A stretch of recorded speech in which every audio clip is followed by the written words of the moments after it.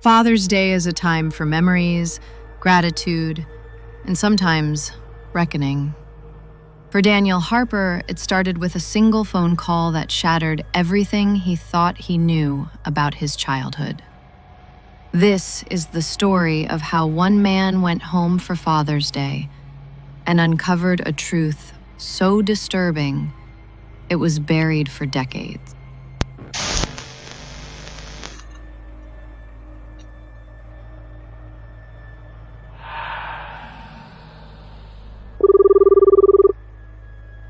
Danny, it's Aunt May.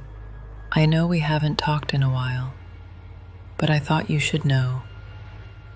Your father's house, it's being torn down next week. The city bought the lot. My dad's house? I thought it burned down. No, just the attic. They never demolished it. It's still there. Thought maybe you'd want to say goodbye. Daniel hadn't spoken to his father in over 20 years, not since that night in 1997 when the fire broke out. His mother gone, his father unstable. But something about Aunt May's voice, the way she hesitated, he had to see it one last time. Daniel drives through a small rural town. He stops at a weed-covered house surrounded by chain link fence. The house should have been rubble, but there it stood, sagging, charred in places yet stubbornly whole. Inside, time had not moved on. Father's chair still faced the blank TV. The faint smell of smoke lingered in the walls. Daniel explores. He finds the kitchen table set with 2 plates, exactly like Father's Day 1997. This shouldn't be here. A photograph on the mantel. Young Daniel, his mom, and his dad. Except the father's face is blurred or scratched out. He finds an envelope marked Father's Day, do not open, hidden in the drawer. Daniel explores the basement. A VHS tape sits on a TV tray labeled Father's Day, 1997. He almost didn't watch it. Almost. But some part of him needed to know. He presses play. Today's the day we start over. No more mistakes. Right, Danny? Please let him go. If you're watching this, Daniel, I told you not to come back. This place remembers, and it doesn't forget. Daniel's memories came back in pieces. His father's rage, his mother's fear, the basement, the screams, and the fire. He didn't escape. Not the way he remembered. Daniel opens a sealed storage door in the basement, finds small handprints on the inside, a child's drawings, a melted toy car. No. This isn't right.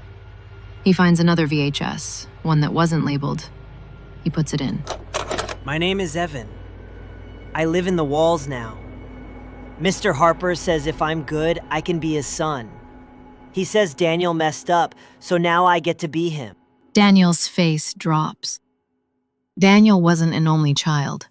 He wasn't even the first. Daniel finds an old, hidden grave in the backyard. The nameplate reads, Daniel Harper Jr., 1985 to 1997. That's my name. The memories weren't his. The house didn't want him back. It needed him to remember who he really was. You're my son now. I made you. I chose you. Daniel screams and smashes the tape. Suddenly, the house shakes. Lights flicker. Behind him, in the mirror, the reflection of a child watches silently. 1 week later, bulldozers roll in to demolish the house, but inside, a figure watches from the attic window. They tore down the house, but they didn't bury what was inside it. And if you listen, really listen, on Father's Day, sometimes you'll hear the static hiss of an old TV and the whisper of a man saying, You'll always be my son.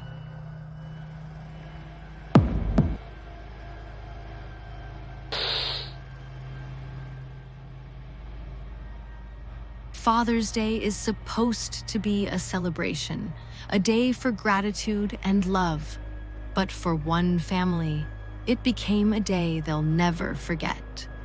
For all the wrong reasons. The Millers seemed like any normal family. Greg, the dad, was a quiet but hard-working man. Lydia, his wife, stayed home with their daughter, Emma. Their lives were filled with the ordinary routines, school runs, Sunday dinners, family movie nights. But things hadn't felt right since Greg's accident.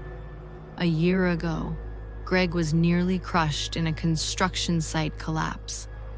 He came home broken, both physically and something else. Emma said he looked the same, but wasn't the same. As Father's Day approached, Emma insisted they celebrate. "He's still Dad," she said. Lydia hesitated. Ever since the accident, Greg didn't smile much. He barely spoke. He wandered the house at night, whispering things no one could understand.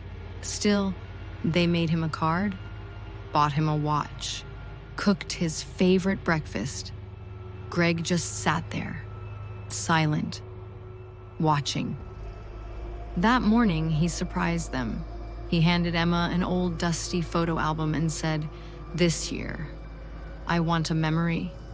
His voice was raspy, like it hadn't been used in weeks. Emma opened the album. Inside were photos of Greg as a boy, but in every picture, there was no father. Just Greg. Alone. "I want to meet him," Greg whispered. Confused but curious, Emma started digging. Greg had never spoken about his father. No name, no birthday, not even a photo. Lydia called Greg's estranged sister. After a long silence, she muttered, "Your father's dead, and good riddance." Then she hung up. That night, Greg stared out the window and said, "He's not dead. He just forgot how to come home." Things got worse. Greg stopped sleeping. Emma caught him standing in the hallway whispering, "Come back. Come back." On the eve of Father's Day, Lydia found something horrifying. In Greg's closet, burned photos, a cracked mirror, a letter addressed to Dad in a child's handwriting. The letter read, "I made a new family. I'm happy now. Please don't follow me anymore." On Father's Day morning, Emma handed Greg the gift. He didn't open it. Instead, he reached into his shirt pocket and pulled out a bone, small, smooth, with carvings. "This was his," Greg said. "He gave it to me before he disappeared." Lydia gasped. She recognized the carvings.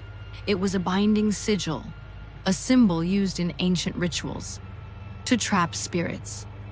That evening, the doorbell rang. Greg opened the door. A tall man stood there. His face was off, like stretched skin over a wrong-shaped skull. "I heard you were looking for me," he rasped. Emma clutched her mother's hand. Greg smiled, wide and unblinking. "You finally came back, Dad." They sat down to dinner. No one touched the food. The air was thick with rot. The visitor's voice was low and strange, like multiple people speaking at once. He told stories of forests that ate people, of sons that ran away, of families that betrayed blood. And Greg laughed, like a child reunited with a beloved parent. Emma couldn't take it anymore. She ran to the basement, searched for answers. She found Greg's journal. Inside were entries like, "He's watching me through mirrors. He says I need to bring him home. A sacrifice opens the door." The last page read, "Emma. She's perfect. A daughter for a grandfather." Emma ran upstairs, But the house was different.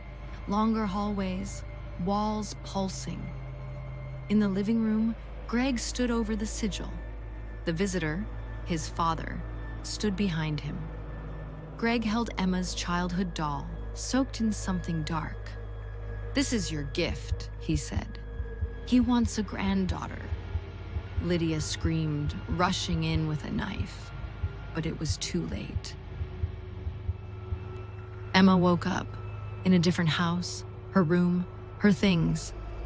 Downstairs, a man made breakfast. He turned and smiled. "Morning, sweetie." It was Greg, but younger, happier, normal. Emma stared. "Where's Mom?" she asked. Greg paused. "You don't have a mom, remember? It's just us." Emma's hands shook. On her wrist, the carved bone. Emma looked into the mirror. Something stared back. Not her reflection, but him. "Father's Day is about legacy," the voice whispered. "And now you're part of mine."